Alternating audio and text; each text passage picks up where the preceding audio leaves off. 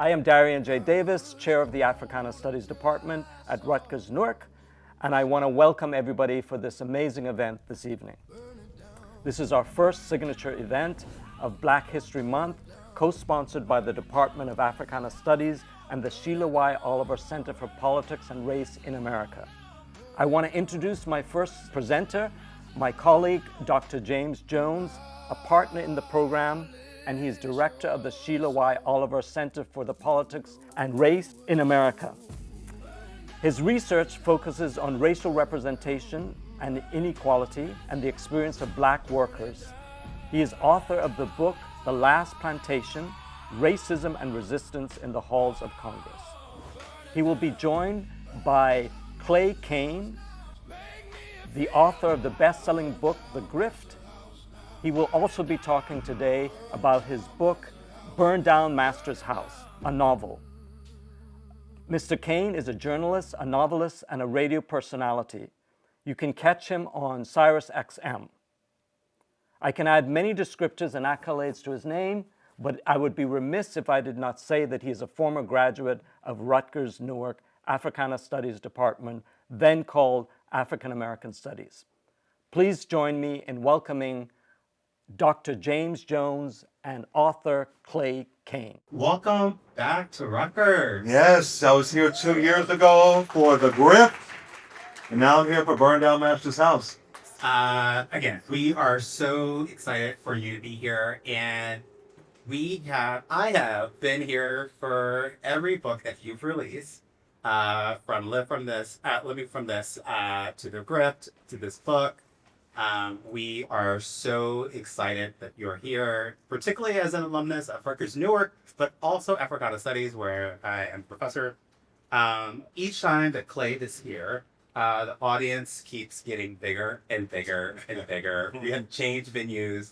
I have to up my budget for food. But I think this is a really testament to the amount of work and the important work that you're doing, offering really incisive political commentary that is always grounded in facts and history. And it's a combination that is important, but so rare. So we are delighted that you're here again. And I was like, we're very proud of you. Thank you so much.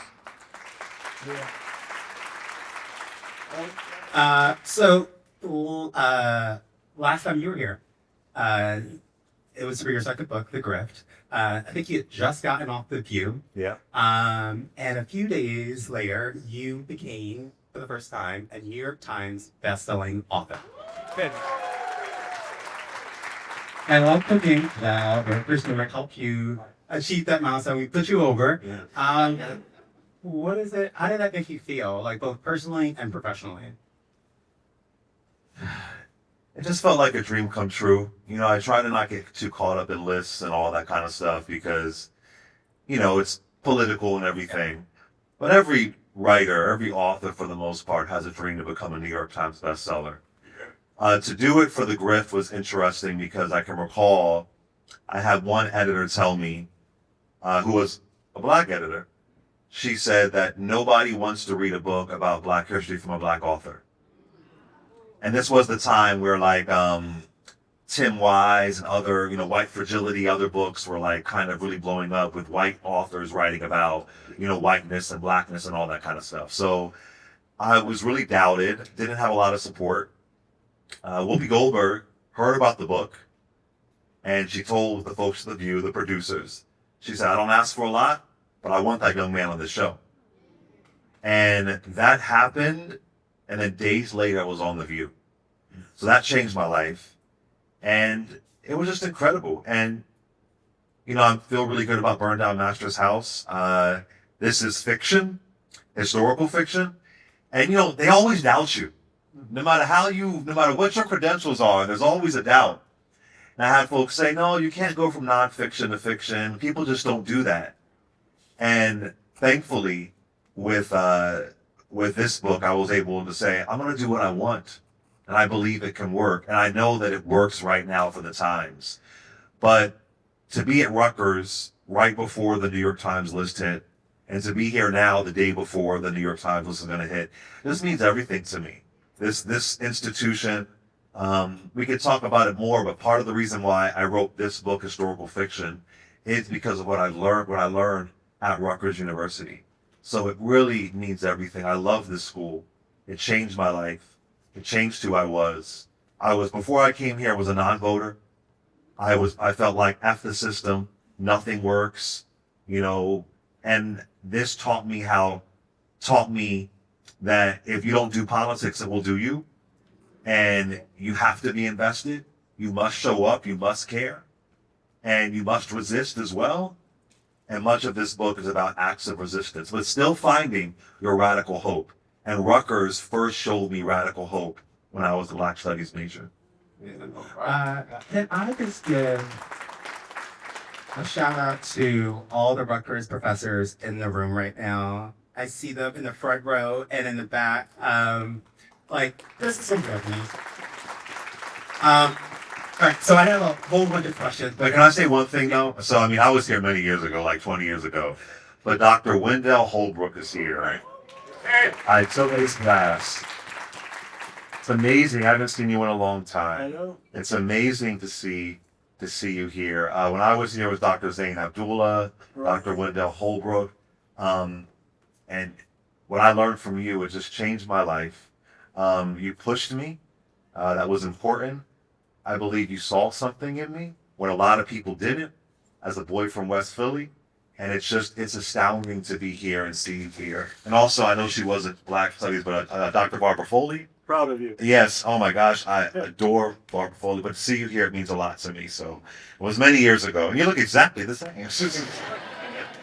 The check is in the mail. Hey, But I'll say, I have a lot of questions, but I want this to be like a dynamic conversation, so we'll go wherever it takes us. But to the doubters, right, of saying, oh, you've written something that's not fiction to go to fiction. Is it possible? I will say a lot of people cannot do that, right? And that takes talent. That takes intellect. And I think, you have that, right? And so as we are celebrating Black history, we have Black excellence right here on the stage. Yeah. So I want to talk about the books, and I want to talk about politics. So before we get to burn down Master's house, I want to talk a little bit about the grift. And on my mind is Nicki Minaj. And her endorsement sorts of President Trump last week. So now, were you surprised? Are you ever kind of surprised when figures who built their public identities on kind of progressive politics, or in Minaj's case, or someone who has received support from queer communities, when they shift rightwards and endorse a political regime that is actively dismantling LGBT rights? Are you surprised? What explains this? not at all. So in the grift, there was a whole chapter on celebrities, but it didn't really fit. It just didn't make sense, and so we took it out. But there was an entire chapter on celebrities. It doesn't shock me at all, but it's really important to know it really isn't anything new. In the grift, when I covered the era of Richard Nixon, Sammy Davis Jr. came out in support of Richard Nixon. James Brown, who we all love, came out in support of Richard Nixon. They were protesting Richard Nixon, saying James Brown, Nixon's clown. Lionel Hampton was supportive of Richard Nixon. And I think it was Julian Bond, or was it Roy Wilkins, but they called these celebrities falling for these right-wing politics naive and political prostitutes. Yeah. So there is always, we've seen that for a long time. And so it doesn't surprise me at all.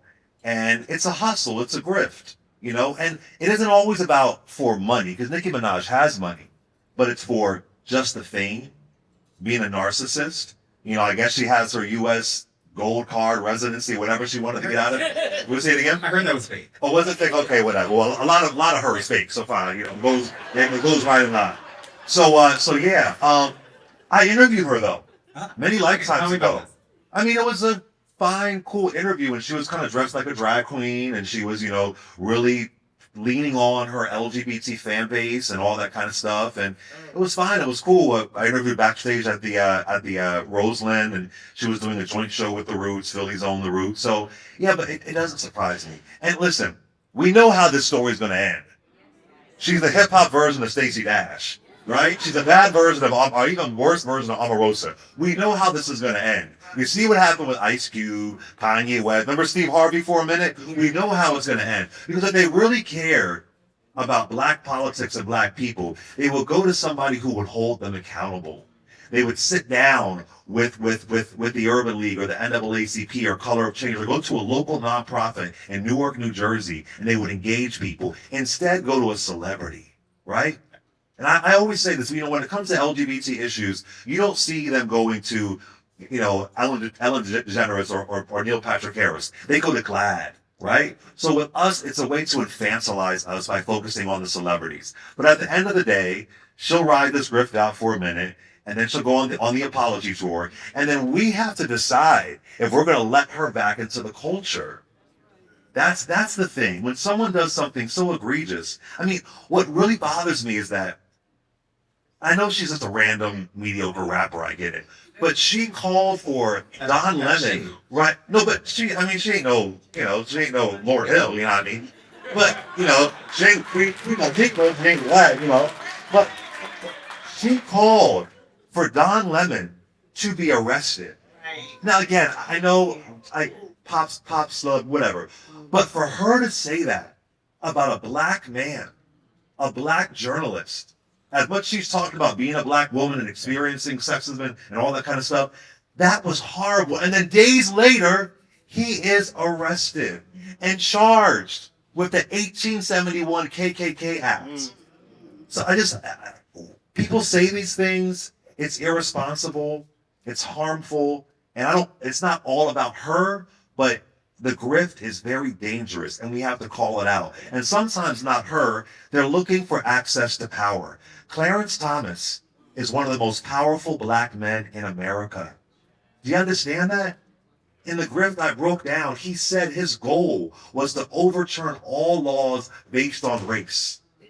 So, it's a cackle, and it's funny, and it's silly, and she's in her big, coat and all of that kind of stuff, but it's really nefarious. And it's important to spot it out, and someone else will come along too. Somebody else will come along. Again, the apology tour, and will you let them back into the culture, or are they forgotten? I think the other part of this, this cycle, which we've seen multiple times, apology tour, will we let them back in? Also, they're going to dump you. Yes, because you're just a tool. Yeah. In Burn Down Master's House, I cover a black enslaver in the book. And there were very few black enslavers, but this one that I found, almost like what we see today with grifters, they were competing to try to be as cruel and as mean as white enslavers. So we've always had it. We've always had people who understood that if you are black and you are willing to uphold white supremacy, there is a check for you, there is access for you. Now, it will expire. Unless you're Clarence Thomas and Tim Scott. You might hit the grifting lottery. You might hit that lottery. You might be on yachts. Tim Scott? No, I think he's still tap dancing pretty hard. I think he's still in Congress. Yeah. He's still there. Clarence Thomas on a yacht, the Harlan Crow's yacht, all that stuff. So, but for the majority, it will expire. And will you be able to overcome that? Will you be able to explain that?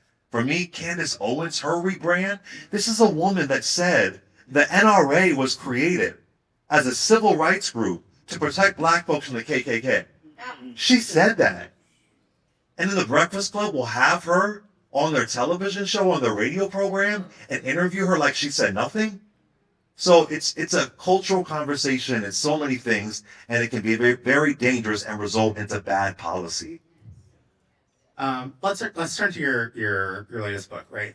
Burn Down Master's House. This is your first work of fiction. So what made you go into this genre? And I'm also just curious, as an author, how does this sort of shift how you write? Does this allow you to say stuff differently than you do in nonfiction or on serious? Well, I wrote a version of this in college at Rutgers University called Magnolia Row. So I kind of always wanted to do this, but I couldn't really get it published. And so when I was here at Rutgers, I was reading works by Arna Bontem's Black Thunder. That book changed my life, about an uprising. Margaret Walker's Jubilee, Richard Wright's Uncle Tom's Children. These books changed my life. And when I read historical fiction, as I was saying before, I learned about history. It just was fascinating to me because I wasn't really good at absorbing it just, in a textbook. And then once historical fiction triggered me, then I could go into the textbook and understand it better. So one, I wanted to do one of my dreams, to write a book like an Arna Bontem's or a Margaret Walker. So I'm teaching through historical fiction. So it came very natural to me because I always wanted to do it, but I never had the access to do it, right? But it's still very much in my wheelhouse. It has over 40 citations. It's all based on real people. And even the secondary people, they're all named after my ancestors in Goochland, Virginia, where my grandfather was raised, or my family was enslaved. So there is ancestral work in this book. It is really ancestral. So it really felt natural. It felt like it just came out of me. And I wanted to uplift these stories and remind people. And, history decides who can be remembered. And so I wanted to flip that decision and honor these people. So it felt right making that transition, and still in my wheelhouse, and still conversational and teaching. So you open the book with a powerful statement about misinformation. You write, misinformation is an old, powerful tool. It distorts history, manipulates narratives, and fuels power. It makes it possible to win elections, spark wars, and turn neighbors against each other with the stroke of a pen or a click of a button. So why did you begin to start the book this way? And how does this sort of framing help tell the stories that you want to tell in this book? Because white supremacy begins in the home, solidified in the schools, and etched in stone in media. And so when I say burn down master's house, I'm asking people, is there a house in your life you got to burn down? Are there chains in your life you have to break? What do you have to escape from? And misinformation and disinformation is the way that if you teach people there's no point in resisting, you'll always lose, you won't even fight. If you teach them resistance is futile, you won't even try.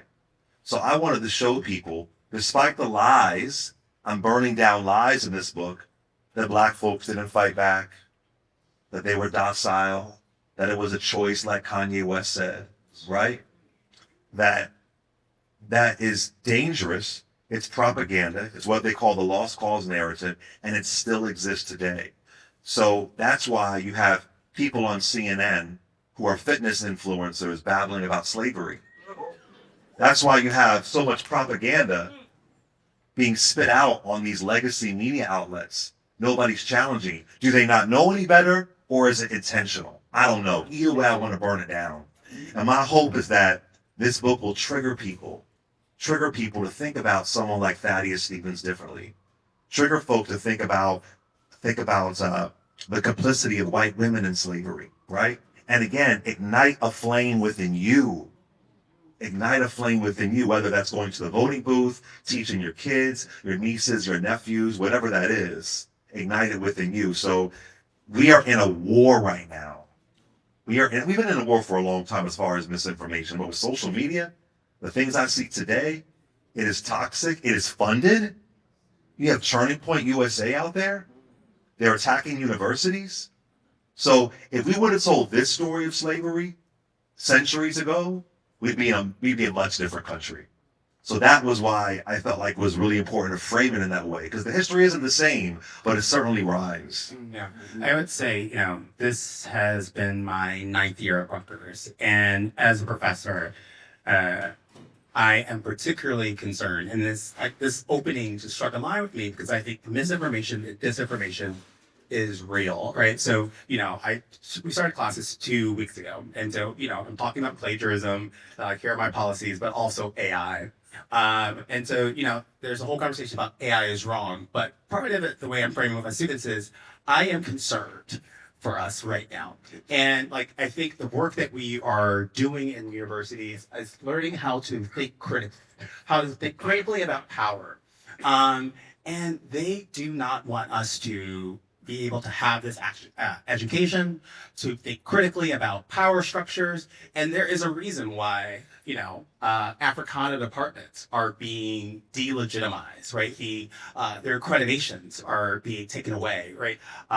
They're not being recognized as core curriculums. But this is an ongoing fight. And right now, I think we're in the fight of our lives to, wage this war against disinformation and misinformation. So when you started writing this book, you told a friend that about what you were writing, and they said, not another slavery story. They came around if they read the book and they sort of saw the necessity of it. But I'm curious, particularly as an author myself and someone who titled their book The Last Plantation, can you speak to why it remains vital to censor slavery when we're trying to understand American politics today? In Philadelphia, they tore down an exhibit of people that George Washington enslaved. They're trying to tear down our history. So let's not do the work for them, right? I don't hear Jewish folks say, not another Holocaust story. I never hear that, right? Now, I wouldn't want another slavery story if it's the same old thing. If it censors the white people, of course, right? I wouldn't do that. This book censors the enslaved. And for the majority of the book, I rarely call them slaves. I call them souls. I don't say slaves in a field, slaves on souls. Souls, right? So in so many ways, this book takes the narrative of slavery, slave narratives and stories around slavery, and spins it on its axis. And we have to know this. Do you know how many people that have reached out to me that they've never heard of any of these people? Any of them. So if you've never heard of Charity Butler, if you've never heard of Josephine Webb, these are stories that you should know. And I don't even think we've cracked the surface of what life was like in American chattel slavery. Now, again, if it's the same old thing, that's different. And normally, like I was watching, for some reason, I saw Amistad on TV recently. And I'm like, is this the Matthew McConaughey story? Like, why am I only saying Matthew McConaughey? What the hell is going on? This is about enslaved people who rose up, and all I see is Matthew McConaughey and Anthony Hopkins. The movie Lincoln with Daniel Day-Lewis. There isn't even a Frederick Douglass character there. I'm like, this is where we are. So I think it's important to know the history. Know all of our history, whether it's ancient Africa, whether it's the Harlem Renaissance, Reconstruction, so on. But I really push back on that. And one thing in this book, I don't use the N-word once. I didn't want to write a book about slavery where every other page is the N-word. I didn't want to do that. And also I read some quote-unquote slave narratives where the N-word wasn't in there. So I'm thinking if it's the perspective of the enslaved, you're not going to see that word constantly. So that isn't in there at all. I also don't write it in what you saw many years ago in that like hyper Southern broken English kind of language. I add a color and nuance and beauty to it. But I let the reader for themselves experience the language of the characters. So there's so many things that I do differently and I frame differently. And I think it is more than a slavery story. It is a rebellion story. So I am curious about what the research process for this, the historical research process is like, right? Engaging in these narratives written by the enslaved. And like what that process is, but also like how does it make you feel? I would say, in doing research for my book, I looked for basically every mention of a Black person, a staff person who ever worked in Congress. And there is a story of a Black man who, we don't know his name, right? They're nameless, but he worked in the cafeteria in Congress in about 1850. And he ran away because he was about to be enslaved. So think of the movie 12 Years a Slave or the book 12 Years a Slave. But you could literally be free, but brought back or brought into slavery. And upon his capture, he killed himself. right? And so I'm reading about this, and there is a senator who is talking about this person, this black man who worked in the cafeteria, who killed himself rather than be sold into slavery. That stays with me as I think about Congress, as I think about the violence of political institutions. So I'm just curious, what does it mean to do this type of historical work? And then how does this shape you as a person, and like the work that you do for us as commentator? Well, much of it began here at Rutgers. I remember hearing about these stories of rebellion and pushing back. I still have all my textbooks from Rutgers. I have them in my office. I never threw away any of my, most they were too expensive. So I don't know how much they are now, but $60 back then, I was like, I'll never get these up. Much of it I had at Rutgers, and these names would stick into my head. When I was researching the grift, I would go down these rabbit holes of reading 19th century newspapers, and you would find an article, enslaved person takes an axe to their owner, where they would say slave, takes an axe to their owner's head, a poisoning, a burning down of a farm, and I would keep all these things that I would find. Like, this is fascinating to me, right? It would just be one paragraph or so. Then I went to the black newspapers like the Cleveland Gazette and all these things, and they would report in a certain kind of way. So in doing the grift and being here at Rutgers, I kind of had all these things in my arsenal. But then what changed the game for me is when I read a book called Taboo about homosexuality in black communities throughout history. And they covered homosexuality during slavery. And there were two people mentioned named Luke and Henry. And I said, oh my gosh, there's only really 2 sentences. But I said, what if I could create a story, something around them, add that in there? That would be so different. That would be rare, right? Because some folks think gay folks just began with the first Diana Ross song. You know what I'm saying? Like, before that, there were no gay people. Diana Ross, whatever. But like, no one existed before that. But that really triggered me. And that was my flame. That was a fire. I was like, oh, that was a spark. And so after that, it just kind of went further and further. And then I felt I have to find a way to connect all of this. So it was all there in my arsenal. Every term paper I have, every book that I have, back then everything wasn't emailed. I have it all in a big file. And I was able to go back to that research. And something in my spirit, James, I always knew it would come back to me. With the grift, there was some stuff helped me with the grift, but with this, a lot of it, it began 20 years ago here. So, let's talk about Luke and Henry. So, you start the book with the story of Luke and Henry. Why? Obviously I know 2 black gay males on the stage here, but like expanding on why is it important to sort of talk about, black queerness, love, and the sort of story about slavery. Why is that important to you? Because I wanted to start with a love story. So many times when we think of gay folks, we only think below the groin. We don't think above the groin. And I have to assume no matter what time, no matter what era that you're in, you're still going to want love, whether you are free or whether you are not free. So it came very naturally. And I always say, your sexuality is as natural as the sun rising and the sun setting. So it wasn't really calculated. It just felt like it made sense that these 2 men would bond. And some folks that began reading the book, and you don't find out immediately. It's like 30 pages in. It was natural. It made sense. And the character Luke still remembers his roots. Henry remembers his roots in West Africa. So there is a resistance that he has that he passes on. And their love itself is a rebellion. That when other people see that love, they are triggered as well. And not to be like, trite or whatever, but I really do believe in the act of love. I believe that love is a savior. And again, when you look at the white women in the book who are complicit, they are wives, but there's no love there.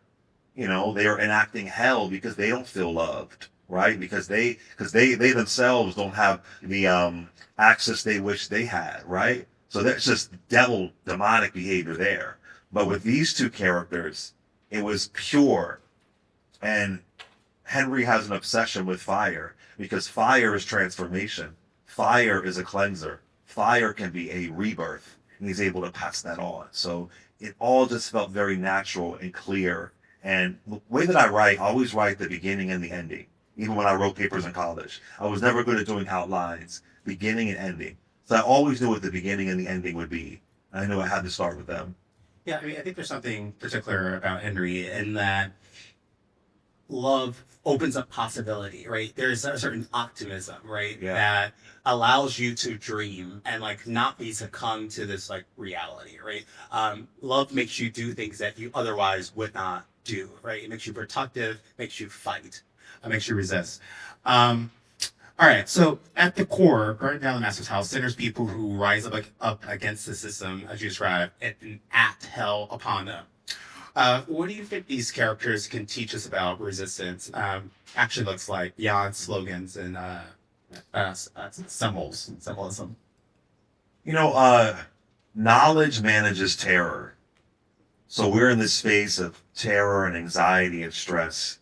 And I think when you have the knowledge, it can manage that. I saw a video of Gil Scott-Heron talking about the revolution will not be televised. And he said when I was saying that, I was talking about in your mind. Before you can push back and change things, you have to be released in your mind. You know, you can't just do it accidentally. These characters are intentional. They're not waiting for allies. They're not waiting for accomplices. They're not waiting for someone to say yes. They also have patience. They understand strategy. They understand the long game, right? So there was a beauty in their fight. They didn't just wake up one day and have a vision, right? They are planning this, and they're seeing, they can understand what the other side looks like. And it rhymes for today, because today we're having this language around borders and where are you a citizen? Where are you legal? The folks who fought back in this book, they were called terrorists. They were called insurrectionists. They were called unpatriotic, and they were called illegal. So I want us to see how, not the same, but I want us to see how it rhymes. Because if you have that knowledge, it can manage your terror. We should all see the connections of what ICE is trying to do and the Fugitive Slave Act. Yeah. Not exactly the same, but I guarantee you, they've done their 19th century research. They've done it. Again, I just brought it up.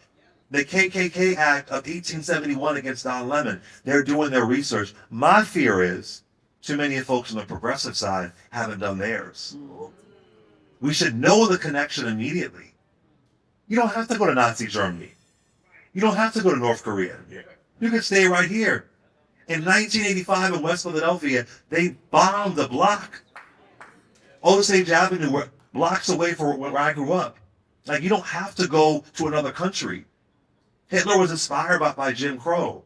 So I want us to see I want us to be triggered and activated. And I'm asking the reader, you got to do the work after that. How will you be engaged? Is it locally, your nonprofit, voting, whatever the case may be? How are you going to show up differently? Because it has to start here. So I want to sort of pick on Democrats for a moment. What is up with them? Why don't they get the lessons? Right? But if we're centering this, like, the lessons of like slavery, right, and how you deal with the right? The Democrats are very different than how they were engaging within the Republicans after or during Reconstruction. They were much more aggressive, right? Why aren't Democrats actually, I mean, in my opinion, professional opinion, doing anything, right? Or you say they are? So this is very complicated, and I talk about this on my show.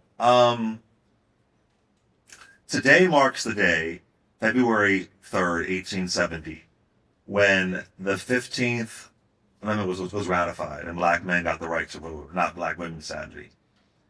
And during Reconstruction, we were having like 80% voter turnout. So we were able to reinvent the South. And of course, it was hell. You had the Colfax Massacre in Louisiana, it was hell. So I'm getting to your question, but what's interesting to me is that we appear to have less power then and used our power more. We appear to have more power now and use our power less. So that's where I struggle, because I get to talk about the Democrats. I get it. But my whole thing has always been vote out the old guard Democrats and put in new guard, new people that will actually put in some change. You have this guy, John Fetterman, senator of Pennsylvania now. It should have been Malcolm Kenyatta. If y'all know him, look him up. He couldn't even get past the primary. Jasmine Crockett should be able to win in Texas. I know folks say, oh, there's no way she can win. Yes, she can win, because that is a non-voting state. The majority of states in this country, people are not voting.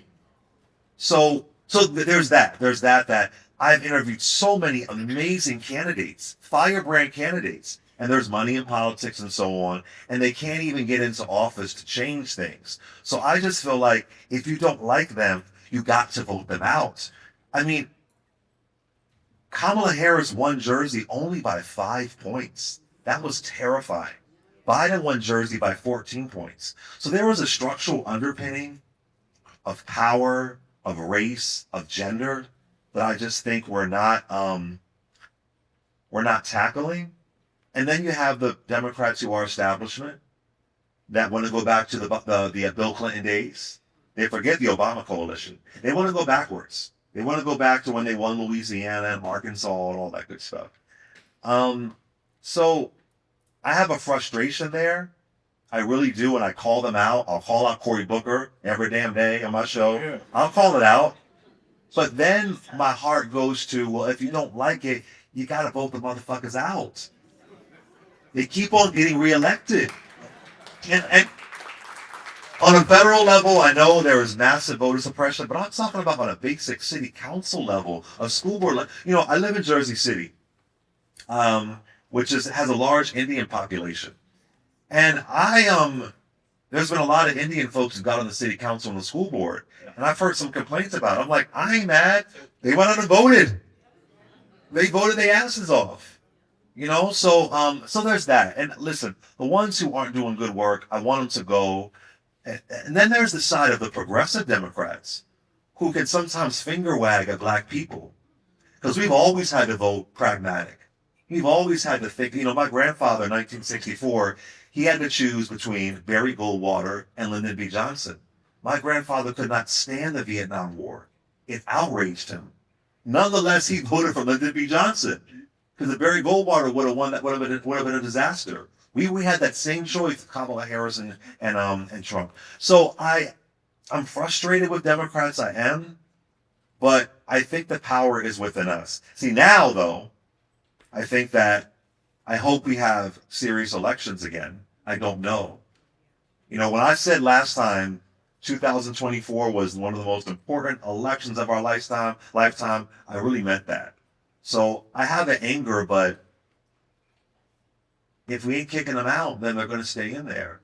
So, but I feel it. I get it. I was on the rooftop screaming. I was touring the country like, please don't give us power. And then if they have the power, then hold them accountable. When they don't have the power, then it's just like we're just screaming into the well. So I just want to pause and say that, you know, this event is put on by Africana Studies, but it's also co-sponsored or sponsored by the Sheila Oliver Center for Politics and Race, which I have the great honor of being the director. Sheila Oliver, our first Black Lieutenant Governor here in New Jersey. Yes. And just to highlight one of the things that I think speaks to what you were just saying is we have to change who is at the table. Exactly. I think one of the things that I have really gotten to know firsthand, and I think you are a testament to this, is that Rutgers-Newark students are brilliant. They deserve to be in the room. Right. And so we have created a internship program where we are putting Rutgers-Newark students in local and state government, but also on Capitol Hill. Yeah. So this is our third cohort of sending students with money, with housing, with assistance for clothing, with transportation to go work there. Yeah. And they are doing amazing things. They are writing recommendations to members of Congress about the bills that they should be supporting. They are getting really great hands-on experience about what does it mean to be in these institutions, go on our website. You'll see the stories of the students who are working in Washington over the last year. I'm going to pick on someone. Kelsey, where are you? Stand up. And also, can we stand up Professor Hyacinth Miller, who directs our public service leadership program. Kelsey is going to go to Congress issue. We don't know what office yet, but she is dynamic. She also runs our social media. But we have to change, who is at the table. And that also means we have to support our public universities, right? Doing this work is so hard. Princeton has tons of money. Rutgers doesn't. We are, fighting, but we don't need your support, right? And I know the power of this, right? Particularly, interns is important. I started off as a congressional intern 20 years ago. This year, I also interned with Lauren Underwood 20 years ago. Lauren Underwood had the great honor of being the youngest Black woman ever elected to Congress. She is the first Black woman in leadership since Shirley Chisholm. Yeah. Wow. Yes. Right? So we have to change who is in power. And also quickly, we have to honor the ones who are doing the work. Yes. Like Senator Warnock, he's doing incredible work. Like I said, Jasmine Fockett, Rep. Al Green in Texas. There are some out there really, really in the fight, and they oftentimes don't get acknowledged because we have other folks like Chuck Schumer. So can I say this? I think you are absolutely right. Right. So I 100% believe that you should call a member of Congress when they do wrong. Yes. I also think you should call them when they do right. Yes. Because this takes courage, and they don't hear it. Like, you need to pray for these people. Like, I pray for Lauren because I know how difficult it is to take these votes, and they are interests that you cannot believe who are like working against them and are trying to work them, and it's not in our interest. Absolutely. So we have to support them, and when they don't do right, you vote them out. All right. So when we were thinking about today's political economy, and I also want to shout out another student, Natalie Pagora, on our social media, who's helped me to develop some of these questions and dug into research for your book. We think about masters today as often billionaires, the elite political structures. What does burning down the master's house look like today in real terms for communities of color? Yeah, well, that's a good point. The masters of today are the tech bros. They are the billionaire CEOs. There are these big media conglomerates that have just taken over. It's Amazon's one. It's Melania Trump doing a ridiculous film and making a whole bunch of money. So there's that. So, what I've been saying is that, you have to find out what it is, for you. For this book, this is my literary act of resistance, right? And it's the long game.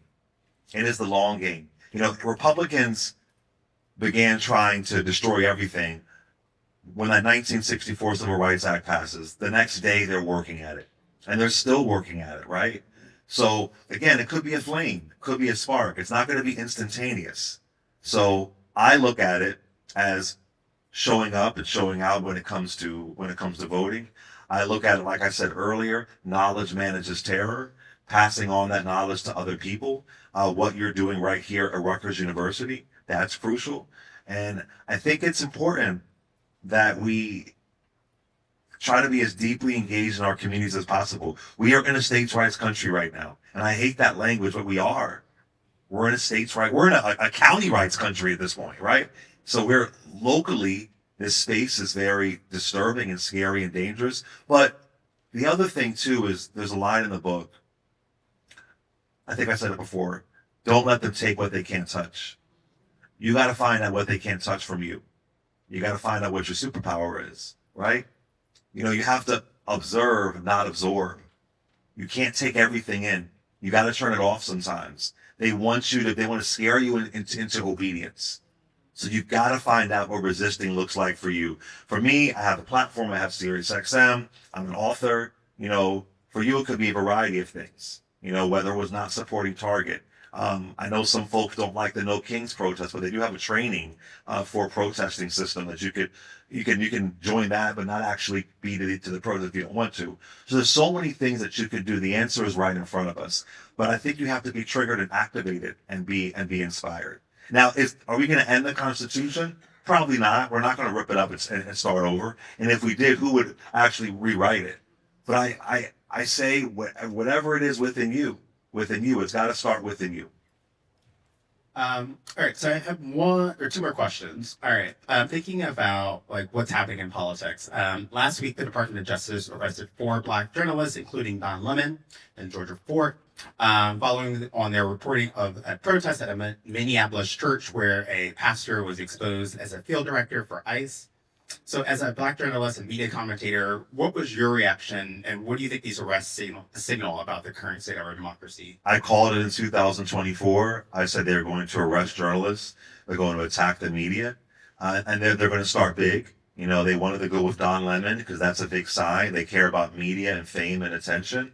It's not shocking to me at all. There will be casualties and losses. Don Lemon's going to be okay. The other journalists like Georgia Fort and the other ones, that's concerning for me. So what does it look like? A GoFundMe page. I mean, on my show, I did Don Lemon's show when he was in jail, and that was the beauty of it, that you had him locked up, but his show still went on. Again, don't let them take what they can't touch. You couldn't take the show from him. I came on, Joy Ann Reid came on, Angela Rye came on, tons of folks came on. You couldn't take it. So it's Ida B. Wells. The history rhymes. They burned down her newspaper offices. This is the history rhyming. So at the end of the day, I have my radical hope because I still feel like we're going to be okay. Because I know the history. I still feel like we're going to make it out on the other side of it. Now, this may sound kind of eerie. Will I see it completely? I don't know. I hope I will. I have this book that will live forever. So when I'm reading Margaret Walker, I think she passed away in 1998, she inspires me in 2005, 2004 when I'm here at Rutgers. So we're planting seeds. But I know that Octavia Butler said, God has changed. The only everlasting thing is change. So things are going to change. They're not every day can be sunshine. Got to be a little bit of rain for the sunshine to come. So I'm well aware of that. So I see that happening. I hope it wakes people up. I hope it activates people. If at least 5% of non-voters could wake up, we could really have a massive change. Now, I thought COVID was a wake-up call. I was wrong. I thought it was January 6th. I was wrong. I'm sure some folks thought it was Watergate. We were wrong. But, you know, whatever the case may be. But my hope is we don't get to horrific levels like 1877. My hope is we don't have to really be kicked all the way in the ass to understand how crucial the time is. But there's still a lot of hope there. We have a lot of resources that we didn't have before.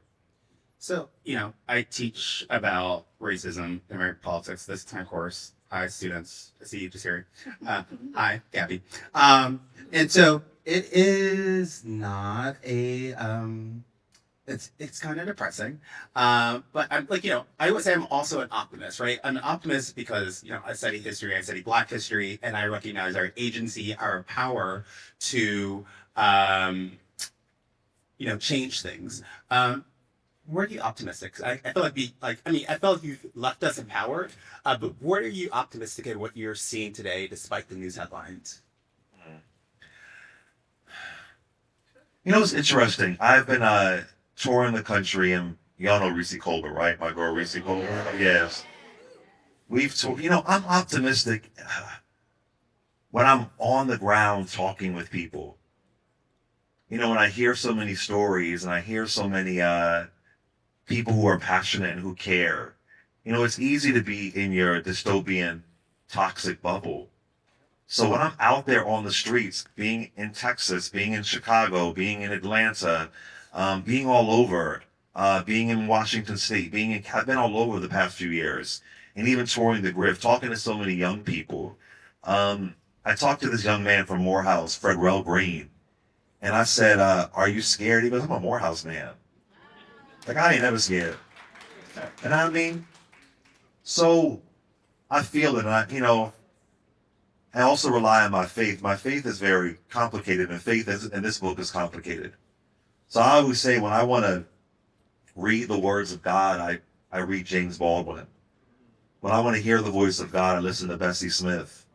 When I want to see imagery of God, I look at Frida Kahlo paintings.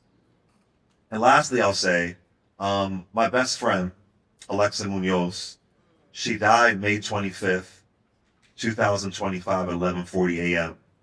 She had lupus, and she was very ill, and she was a brilliant woman, and she was editing my book on her deathbed. And I was also very ill at the time. I had esophagitis. I was really struggling. So as I was writing this book, I was thinking of my own because they didn't know what was wrong at first, my own mortality. And Alexa was fighting for her life every day. She had an oxygen tank, 51 years old, fighting and scratching, just trying to get by. So her blood and her root and her soul is in this book. And Alexa would come back from the dead and whoop my ass if I fell to the fear they want to put here. I am not going to be scared. I'm going to have low moments here or there, but my girl is dead. I go to her grave. I'm wearing her class ring. I wear it all the time. And so I think about her a lot. And I'm not going to move into space. I'm going to ride it till the wheels fall off. And she would be so grateful to be here just to be able to complain. So, and I think of the souls that are lost in this book and the souls that I wrote about in this book. And it will be a dishonor to my grandfather, to Gershwin, to feel like all is lost.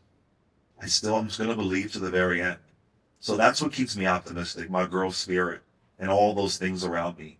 And being here at Rutgers, being in this space with all these beautiful people, that makes me believe that we are going to make it out on the other side of it. I know we will. There's no other option. We built this. You think we built it, we're going to just let it fall apart? And I believe in revolution. I was also really inspired by Huey Newton and George Jackson. And I believe in revolution as well, so I think we can revolutionize even our politics. So yeah, this is my way of showing up. Thank you.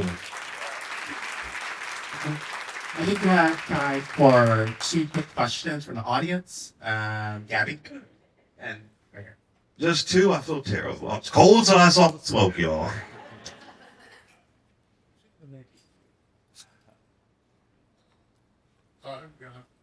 Hey Clay, I'm Darién. I'm Urban View listener since 2018, so I'm all the way in. My question to you is, you always talk about the non-voter. Yes. And I'm 50 plus years old, Air Force veteran, been voting since I've been 18 years old. And through my travels, Urban View has given me a master class. I've had conversations over the last few years, and it seems to be that 35-ish to early 41s, early 40s, non-college graduate, that they don't vote. Yeah. And I don't know how to connect to them. Yeah. And I remember you said last week about your incident in the barbershop. Yes. Where the guy was listening. Yeah. And then he started. And so I started thinking, I was like, well, maybe if I go back to 1870, where black men got the chance to vote. Yeah. Reconstruction took it away and everything like that. Maybe I take it through that. And so my question is, long story, how do we activate them? Mm-hmm. I don't know how to connect to them. Right. So how do we get that 5% that you just talked about? So a couple of quick things. One, I think the reason why some people, let's get the jump man 2 over here. Is that okay? We said 3. Is that okay? Well, let me just say, part of the reason why folks are non-voters is because they don't understand the process. For some people, it's confusing. It's like, well, what is this House of Representatives? What is the Senate? What is the state Senate? What is the legislature? Who am I voting for? What do you mean there's a filibuster? What do you mean if you have the majority, you still don't win? So that is a hard barrier to get over, because you don't know what you're doing for some people. They just don't get it. I understand it, but I really didn't get it till like my late teens, early 20s. There was no civics in my school in Pennsylvania, in Philadelphia, right? So I think it's making folks understand the process, that here's how it works. But also find out, and you may already be doing this, but find out what's important to them. I say, let's go beyond the D or the R. Let's just go beyond all that. Tell me what matters to you. And when I hear that, I get something normally. It could be, all right, well, you know, my auntie, her medication is too expensive. And so I'll say, okay, well, here's how something could help you, right? You want to have a higher wage. You know, I have a friend, you know, his nephew's in Texas. He makes $7.25 an hour. So how do you want to change that? Try to find out what matters to them. But there are some people you aren't going to get, so don't exhaust yourself. You know, do the best that you can. Sadly, some people don't wake up until it impacts them. And I was that young, dumb voter, dumb person that didn't really care. And when I saw people jumping out of buildings during 9/11, and then President Bush was reading my pet goal for 7 minutes, I said, I will never not vote again. That's what triggered me. So we're not going to get them all, but if we get a few percentage points, that matters. But it's intentional. And I also wish, like other countries, voting was mandatory. Yeah. I think it's in Berlin where you're automatically registered. So one, people don't get the process. Two, you got to go through a process to even register. So the hope is to suppress and oppress the vote as much as possible. I'm sorry. So when you was asking that question, it lit a fire in me because I work with people who do the same type. What's your name? Where are you from? My name is Malachi David. I'm the president of the Black Organization Student here at Rutgers-Newark. Right. Being in his class, being in Black political thought, and then also doing my own type of work, engaging with people who were at risk, who didn't vote normally, and current high school students. Most of the time is treating people like they're human, and at the same point in time, just asking them what matters do they actually care about, who affects them, and how it affects them on certain levels. So that level of socialization is there because there is a lack of socialization. Most of the time, people might come from houses or just structures that might just tell them to vote and just throw it at them consistently and just constant instead of like actually telling them how it affects them on their daily level, which is ultimately like it's not really you gotta look at it from the bottom up and not the top down. Yeah. You can't shame people. You know, you can't shame. That's not going to work. So I agree with you. And listen, someone like you being out there, that's the flame that I'm talking about, man. That's really, really important. This book centers young Black people, right? The majority of the folks in this book are young Black people fighting back. So the kind of work that you're doing, let this moment right there, no matter how sad or disturbed you might feel when you put on the damn CNN and the MS and now whatever, that right there, you're doing the work. So that's beautiful to hear. So that synergy right now, right there, like, look, he's passing it on, you're doing the work too. That's beautiful. That's beautiful. All right.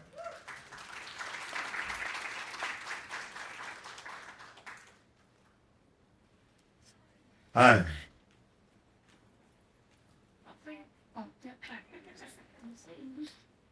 Sorry. Hi, Professor Jones. Hello, Mr. Kane. Hi. So, Oh, Mr. Kane, Lord. I used to say hi, Professor Dr. Holbrook. Now I'm sorry. I'm sorry. No, I'm sorry. My question, I have similar frustrations as you as far as democratic pacification. So as far as the Donald Trump and Kamala Harris election, what role do you feel that gender and race take place in politics, if any? Let me tell you something. People don't like when I say this. It's a Jim Crow lie that it was affordability. It's a Jim Crow lie that it was the kitchen table and eggs. And if I hear one more motherfucking Democrat telling me that, oh, well, they voted because Donald Trump was talking about affordability, that's a lie. They didn't vote for her because she was a Black woman. She talked about minimum wage. She said this is a poverty wage. She had policy for elderly people going into hospice care. I mean, what do you want her to do?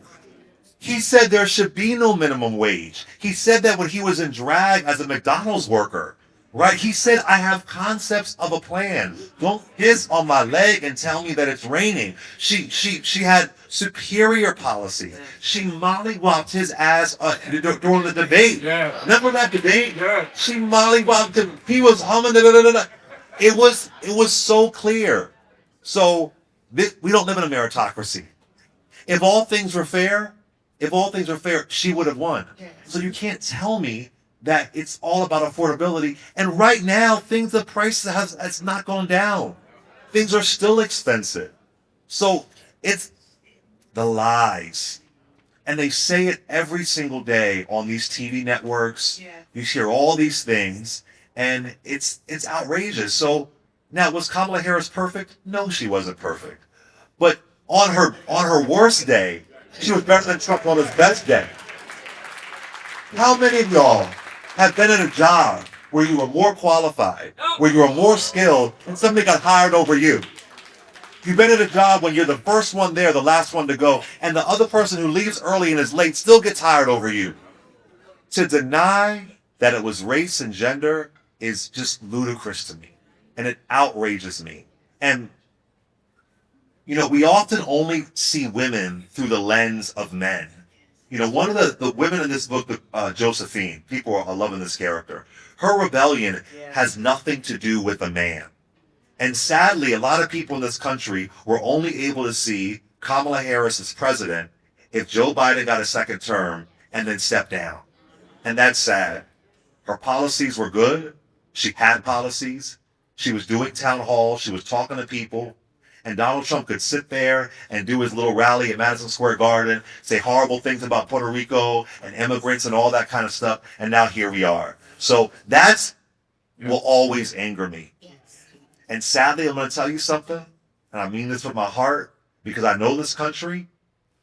When she became the nominee, I said, Lord have mercy. So I hope I'm wrong. I hope I'm wrong. And then Democrats screwed that up too. They 4 months before an election? We got to stop thinking that, especially our black politicians, that they are the cleanup person for America. Well, Obama didn't change everything. Obama ain't America's janitor. You think in 2 years he could clean up Jim Crow, redlining, mass incarceration, the war on drugs? Really? Did you say that about Bill Clinton? Jimmy Carter? I mean, they were doing the same thing during Reconstruction. Well, not much has changed. They just got in office. So. And you didn't vote? Right. So, you know what I mean? So, yes. It was egregious to me. It was heartbreaking. We elected, but a convicted felon. I have friends who can't even get a job because they had a marijuana charge, and the convicted felon is president of the United States. Stop lying to me. Stop the affordability lie. People, especially poor white folks, have been voting against their kitchen table since 1964. Time and time again. So we have to get beyond those lies. And if we can't tell the truth, if we can't burn down those lies, then we're going to go in this circle. It's going to keep on going, keep on going, keep on going. So, yeah.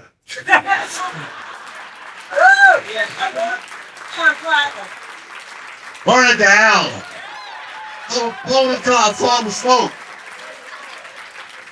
We will answer with fire. That's the last line of the book. Thank you so much for coming. Well, thank you. I'm not talking.